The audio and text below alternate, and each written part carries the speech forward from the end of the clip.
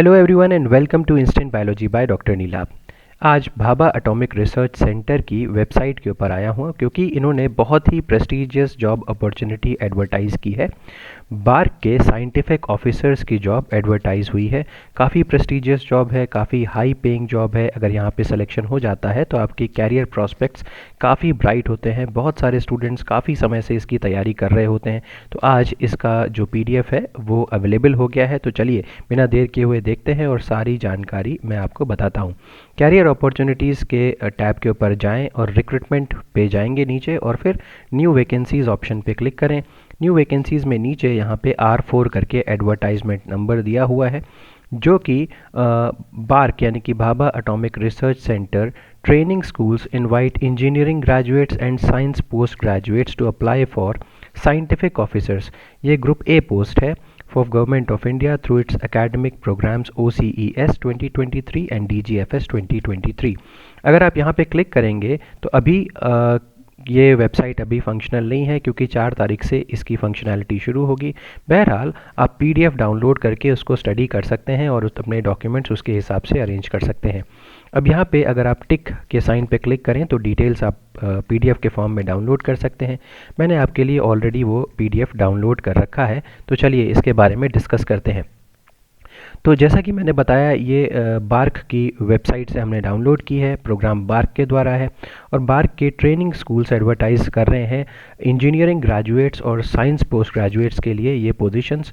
ये positions bio science के students के लिए भी है। तो इसीलिए that means you should be interested in this. अगर आप चाहें तो यहाँ पे अप्लाई कर सकते हैं। अभी मैं एलिजिबिलिटी क्राइटेरिया वगैरह सारी चीज़ों के बारे में डिस्कस करूँगा। दूसरी इंपॉर्टेंट पॉइंट क्या है कि किस पोजीशन के लिए एडवर्टाइज़ किया गया है, तो साइंटिफिक ऑफिसर के लिए, जो कि एक ग्रुप ए पोस्ट है गवर्नमेंट ऑफ इंडिया की। अब देखिए मैं आपके मतलब की जो चीज़ें हैं उनको ज़रूर बताता हूँ यहाँ पे। देखिए जो यहाँ पे बार्क के अंदर अगर आप साइंटिफिक ऑफिसर बनना चाहते हैं तो 2 तरीके से आप यहाँ पे अप्लाई कर सकते हैं। तो एक तो है 1 year orientation course for engineering graduates and science post graduates for 2023-24 और दूसरा है 2 year DAE graduate fellowship scheme for engineering graduates. तो इसमें बायोटेक्नोलॉजी के स्टूडेंट्स या जिसको मैं कहूँ कि क्योंकि ये इंजीनियरिंग के लिए ही है तो आप बायोटेक्नोलॉजी से यहाँ पे एंटर नहीं कर सकते। तो सबसे इम्पॉर्टेंट या सबसे ज़रूरी जो साइंस ग्रेजुएट्स के लिए है वो ये है यहाँ पे। अभी मैं आपको यहाँ इसके बारे में भी सारी चीज़ें दिखा दूंगा, बट क्योंकि ये आपके लिए उतना ज़्यादा फीजिबल नहीं है तो मेरा मेन फोकस रहेगा यहाँ पे OCES 2023 के बारे में आपको बताना। तो देखिए OCES 2023 में आपको सबसे पहले एक चीज़ ये पता होनी चाहिए कि टेबल 1 और टेबल 2 में कुछ इंपॉर्टेंट चीज़ें दी हुई हैं। चलिए पहले उसको देख लेते हैं कि टेबल 1 में क्या मेंशन्ड है और टेबल 2 में क्या मेंशन्ड है। तो देखिए टेबल 1 में जो हमारा बायो साइंसेज है BS, केवल इसी में हम लोग एलिजिबल हैं, बायोलॉजी के स्टूडेंट्स एलिजिबल हैं। और आपको ध्यान रखना है कि इसका डिसिप्लिन कोड क्या है 43। तो 43 इज़ इट्स डिसिप्लिन कोड, ये पता होना चाहिए। और अब बात करते हैं टेबल 2 की। अब टेबल 2 में अगर आप देखें तो यहाँ पे डिसिप्लिन्स मेंशन्ड है 21 to 29, 41, 42, 43 एंड 44। दैट मीन्स अपना बायो साइंस वाला डिसिप्लिन भी यहीं पर है। तो वहाँ ये अगर आपका यहाँ पे सिलेक्शन हो जाता है बार्क के अंदर तो अलग अलग सेंटर्स हैं बार्क के जहाँ पे ट्रेनिंग होती है ऑफिसर्स की। क्योंकि हम लोग बायोलॉजिकल बैकग्राउंड से हैं तो इसलिए आप बार्क मुंबई में आपकी ट्रेनिंग होगी और ये ओरिएंटेशन ऑफ ट्रेनिंग की यहाँ पे डिटेल्स दी हुई हैं। खैर इतनी बातें अगर समझ में आ गई हैं तो हम वापस ऊपर जाते हैं और डिस्कस करते हैं कि किस तरीके से आप इसमें अप्लाई कर सकते हैं और क्या क्या डिटेल्स है। तो एक चीज़ देखिए यहाँ पे कि trainee scientific officers who score minimum 50% aggregate marks on completion of the training programme is declare to have completed the course successfully. मतलब आप जब ट्रेनिंग कर रहे होंगे, अगर आपका ट्रेनिंग में सिलेक्शन हो जाता है और आप ट्रेनिंग के दौरान आपके जो भी एग्जामिनेशन वगैरह होते हैं, जिस भी तरीके से आपका प्रेजेंटेशन होता है, जो भी आपको जिस भी तरीके से वो जज करते हैं, अगर उसमें आपके 50% मार्क्स मिनिमम 50% मार्क्स से ऊपर आ जाते हैं तो आपको ये अज्यूम किया जाएगा कि आपने सक्सेसफुली उस कोर्स को कंप्लीट कर लिया है। और फिर आप ये जो ट्रेनी साइंटिफिक ऑफिसर से आपका प्रमोशन हो जाएगा और आप साइंटिफिक ऑफिसर में आपका जो पोस्टिंग हो जाएगी वो किसी भी DAE यूनिट के अंदर हो सकती है। DAE का मतलब डिपार्टमेंट ऑफ एटॉमिक एनर्जी, ठीक। तो ट्रेनी साइंटिफिक ऑफिसर के बाद आपको साइंटिफिक ऑफिसर में पोस्टिंग मिल जाएगी किसी भी डीएई के यूनिट में। अब यहाँ पे अलग अलग डीएई के यूनिट्स का नाम दिया हुआ है, जहाँ पर भी वैकेंसी होगी या जहाँ पर भी आपकी ज़रूरत होगी आपकी सर्विसेज की, वो रिक्रूट कर देंगे आपको। दूसरी चीज़, यहाँ पे जो ये मेंशन किए गए हैं सारी डिटेल्स, यहाँ पे हेड ऑफिसेज हैं। हो सकता है आपकी जॉब हेड ऑफिस में लगे या किसी भी और सब ऑफिस में लग सकती है। अलग अलग पार्ट्स में इंडिया के डीएई के अलग अलग ऑफिसेज हैं, वहाँ पर भी आपकी जॉब लग सकती है। तो ये सारी बातें हो गई। ठीक, अब नेक्स्ट बात करते हैं कि अगर आपका स्पेसिफाइड थ्रेशोल्ड से कोर्स वर्क में अगर आपने अच्छे से परफॉर्म किया तो आप पोस्ट ग्रेजुएट डिप्लोमा के लिए क्रेडिट्स अर्न कर सकते हैं और आगे चल करके आपको एमटेक पीएचडी प्रोग्राम्स में एडमिशन मिल सकता है होमी भाभा नेशनल इंस्टीट्यूट में, जो कि एक डीम टू बी यूनिवर्सिटी भी है। चलिए अब नेक्स्ट बात करते हैं कि ग्रेड और पे स्केल क्या है। अब देखिए, अगर आपका यहाँ पे अपॉइंटमेंट हो जाता है तो 56,100 लेवल 10 पे 56,100 की स्केल के ऊपर आपका अपॉइंटमेंट होगा। दूसरी चीज़ यहाँ पे देखिए कि ये यहाँ पे मेंशन्ड है कि allowances and transport allowances at the present Mumbai rate will be approximately 1,10,000। मतलब इतनी आपके पास इतनी आपकी सैलरी होगी। इसके अलावा आपको leave travel concessions by air every year up to first 8 years, ये भी आपको मिलेगा। बहुत सारे अलाउंसेस यहाँ पे आपको मिल रहे हैं। चिल्ड्रन एजुकेशन अलाउंसेस या और भी जितने भी गवर्नमेंट एक ऑफिसर को अलाउंसेस वगैरह मिलते हैं, उतने सारी की सारी चीज़ें यहाँ पे अवेलेबल होंगी। सिलेक्शन प्रोसेस क्या है?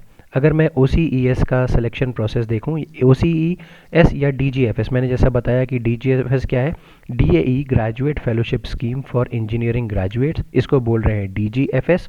और यहाँ पे जो OCES है ये तो आपको मैंने बता ही दिया। तो देखिए, चाहे चाहे DGFS हो चाहे OCES हो, ये 2 स्टेप प्रोसेस के थ्रू सिलेक्शन कर रहे हैं। सबसे पहले तो स्क्रीनिंग होगी शॉर्ट लिस्टेड कैंडिडेट्स की और उसके बाद इंटरव्यू होगा उन्हीं शॉर्ट लिस्टेड कैंडिडेट्स का। ठीक है, तो ये तरीका है, 2 वे आपका सिलेक्शन का तरीका है। अब देखिए, एक बहुत इंपॉर्टेंट बात मैं यहाँ पे बताना चाहता हूँ कि screening for selection interview is through 2 alternative channels. मतलब आपको जब अप्लाई करना हो यहाँ पे तो आप 2 तरीके से अप्लाई कर सकते हैं। एक तो बार्क का खुद का ऑनलाइन स्क्रीनिंग एग्जामिनेशन होता है, जो कि 9 इंजीनियरिंग डिसिप्लिन्स में कंडक्ट होता है और 4 साइंस डिसिप्लिन्स में कंडक्ट होता है। अब इसी में हमारा 43 ये 42 नंबर है लाइफ साइंस वाला या बायो साइंस वाला, वो इसी में आ रहा है। तो ऑनलाइन स्क्रीनिंग एग्जामिनेशन आप के थ्रू आप भर सकते हैं। इसमें ध्यान रखिएगा कि ये मार्च 2023 में होगी एग्जामिनेशन और कई सारे सेंटर्स पे, इंडिया के अलग अलग सेंटर्स पे होगी। ट्रैवल अलाउंसेस इसमें पे नहीं किए जाएंगे। दूसरा तरीका है, आप दूसरे तरीके से भी अप्लाई कर सकते हैं अपने गेट के स्कोर कार्ड के ऊपर। अब गेट आप सब जानते होंगे, graduate aptitude test in engineering. वैसे भी गेट के थ्रू बहुत सारे कंपनीज डायरेक्टली स्टूडेंट्स को लेती हैं, तो गेट स्कोर कार्ड के थ्रू भी आप यहाँ पे अप्लाई कर सकते हैं। तो स्क्रीनिंग में आप गेट स्कोर कार्ड को लगा सकते हैं, बट इंटरव्यू आपका तब पर भी होगा। लेकिन ये जो गेट स्कोर कार्ड में गेट के स्कोर पे कितना कट ऑफ होगा ये तभी बता सकते हैं, ये अभी डिसाइड नहीं होगा। ये इंटरव्यू के समय में ही डिसाइड होगा कि कितने कट ऑफ पे या कितने स्टूडेंट्स को बुलाया जा रहा है गेट के थ्रू। तो सबसे अच्छी चीज़ ये है कि आप दोनों तरीके से ही अप्लाई करें, यानी कि ऑनलाइन स्क्रीनिंग एग्जामिनेशन भी दे दें और गेट का एग्जामिनेशन के स्कोर के थ्रू भी अप्लाई करें। अब जिस भी चीज़ में बेटर होगा आपको सिलेक्शन हो जाएगा। तो यहाँ पे मेंशन्ड भी है कि दोनों तरीके से ही आप अप्लाई करें तो बेहतर है। अगर आपका गेट का एग्ज़ाम नहीं दिया है तब पर भी आप अप्लाई कर सकते हैं ऑनलाइन स्क्रीनिंग एग्जामिनेशन के थ्रू। ठीक है, तो ये बात क्लियर हो गई होगी। आगे बढ़ते हैं। अब देखिए, जैसा कि मैंने बताया कि यहाँ पे 1 year orientation course for engineering graduates and science programme जो है post graduates starting in August 2023 में इसकी स्टार्ट हो जाएगी। आपका एडमिशन होगा बार्क ट्रेनिंग स्कूल्स के अंदर, जहाँ पे आपको प्रॉपर ट्रेनिंग दी जाएगी, आपका टेस्ट वगैरह होगा और 50% होने के बाद 50% मार्क्स वगैरह होने के बाद आपको साइंटिफिक ऑफिसर के लिए अपॉइंट कर दिया जाएगा। ठीक, जैसा कि मैंने बताया आपको एमटेक और पीएचडी के बारे में मैंने आपको पहले ही बता दिया। अब बात करते हैं सिलेक्शन इंटरव्यूज़ की। जब आपकी अगर सपोज़ करिए शॉर्ट लिस्टिंग हो जाती है तो फिर आपका जो इंटरव्यू होगा वो बार्क ट्रेनिंग स्कूल मुंबई में होगा। केवल जियोलॉजी के स्टूडेंट्स का मुंबई में नहीं होगा और बाकी सारे के सारे स्टूडेंट्स का बार्क ट्रेनिंग स्कूल मुंबई के अंदर उनका इंटरव्यू होगा। दूसरी चीज़, सभी स्टूडेंट्स को जो भी शॉर्टलिस्ट किए गए हैं और कॉल किए गए हैं इंटरव्यू के लिए, उनको आने जाने का फेयर दिया जाएगा, paid to and fro AC 3 tier normal train fare, तो ये भी दिया जाएगा आपको। और final selection is solely on the basis of performance in selection interview subject to medical fitness. तो ये बात ध्यान दीजिएगा। और दूसरी चीज़, short listed candidates will be able to choose an interview slot based on the availability on the online application portal in last week of अप्रैल 2023। अब ये भी ध्यान देना है कि आप अपना एप्लीकेशन, अपना जो इंटरव्यू का स्लॉट है वो भी आसानी से चूज़ कर सकते हैं, ठीक है। और ये कब चूज़ कर सकते हैं? अप्रैल 2023 में आप इसको चूज़ कर सकते हैं। नेक्स्ट, अब मैं बात करता हूँ एलिजिबिलिटी क्राइटेरिया की। देखिए, एलिजिबिलिटी क्राइटेरिया में पहला तो ये इंजीनियरिंग डिसिप्लिन्स के बारे में है। अब इंजीनियरिंग डिसिप्लिन्स में यहाँ पे ख़ास तौर पे यहाँ पे कुछ मेंशन्ड है, मैं आपको बोलना चाहता हूँ। देखिए, यहाँ पे बायोमेडिकल इंजीनियरिंग की, बायोमेडिकल इलेक्ट्रॉनिक्स के, इस तरीके के स्टूडेंट्स एलिजिबल नहीं हैं अप्लाई करने के लिए।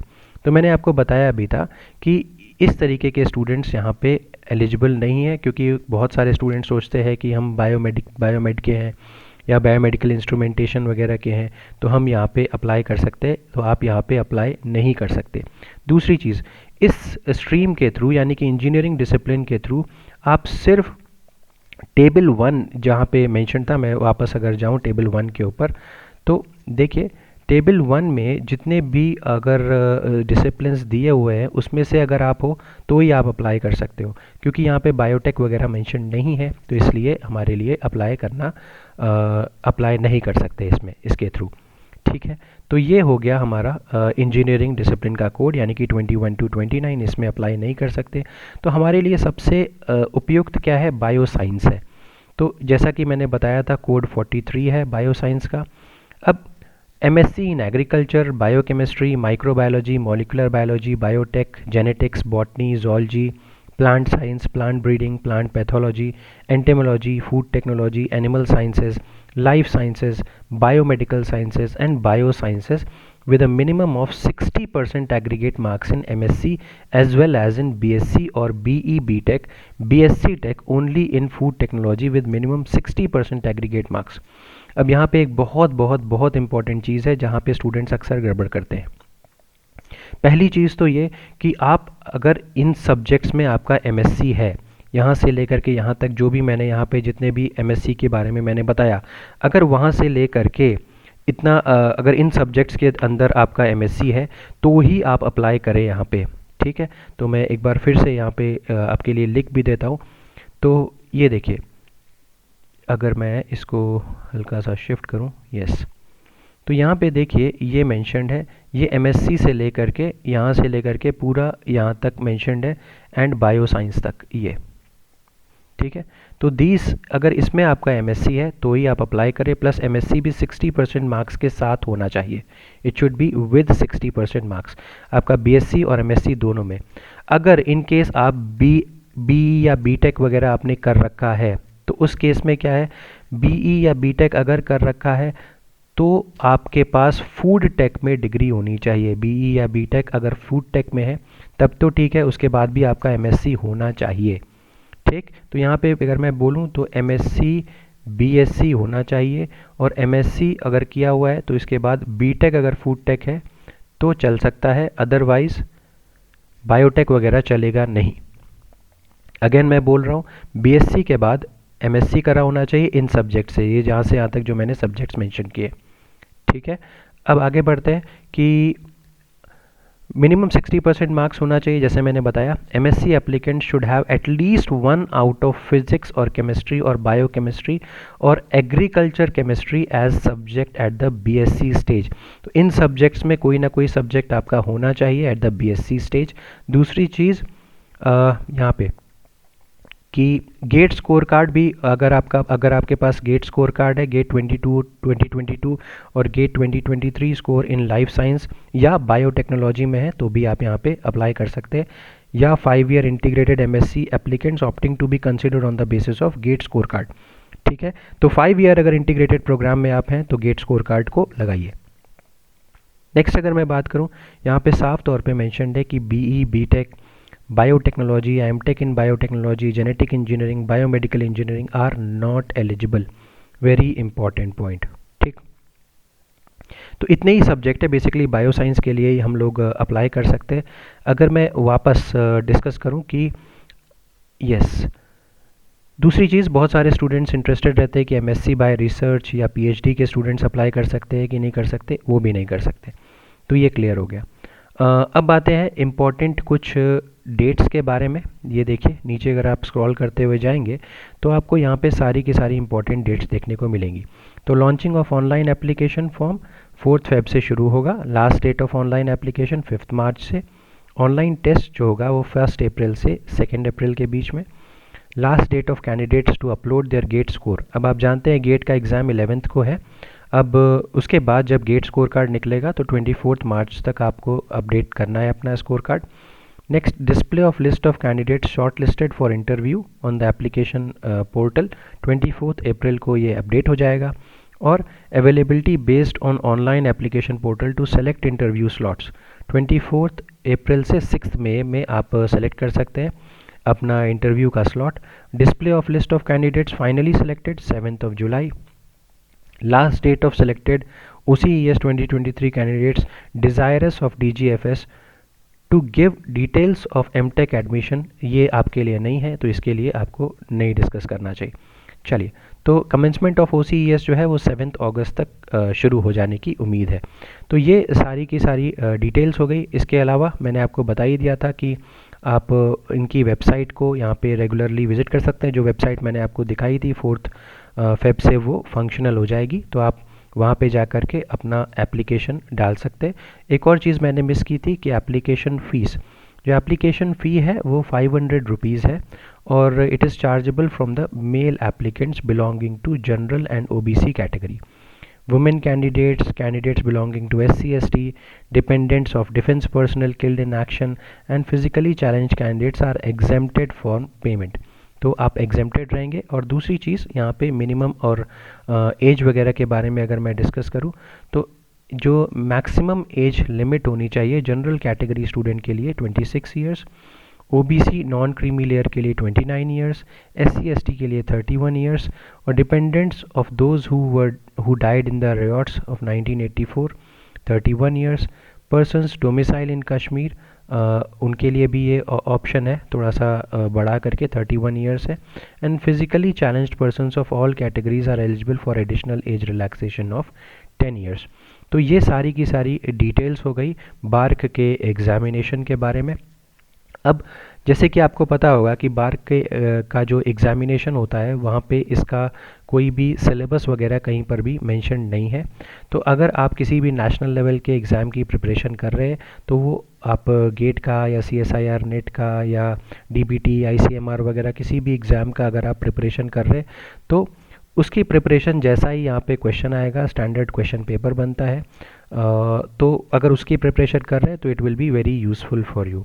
ज़्यादा अगर आपको और भी डिटेल जानकारी चाहिए तो आप गिवन ईमेल आईडी के ऊपर इनसे मेल करके कांटेक्ट कर सकते हैं। अगर ये वीडियो पसंद आया हो तो इसे लाइक करिएगा, मेरे चैनल को सब्सक्राइब करिएगा, बेल आइकन को दबाना मत भूलिएगा और अपने फ्रेंड्स के साथ भी ज़रूर शेयर करिएगा। Thank you so much, have a good day.